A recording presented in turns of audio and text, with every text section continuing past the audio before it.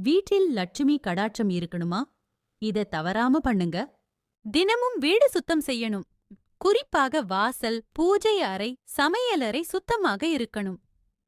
அழுக்கு இருக்கும் இடத்துல லட்சுமி தங்க மாட்டாங்கன்னு சொல்லுவாங்க.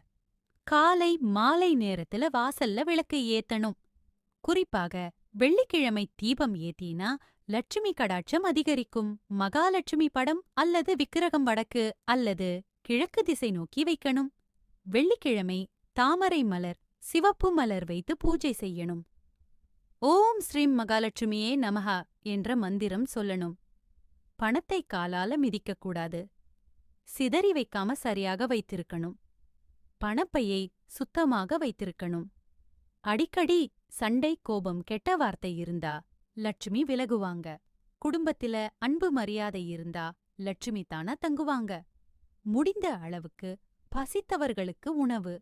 வெள்ளிக்கிழமை பெண்களுக்கு தானம் செய்தா மகாலட்சுமி பிரியமடைவாங்க.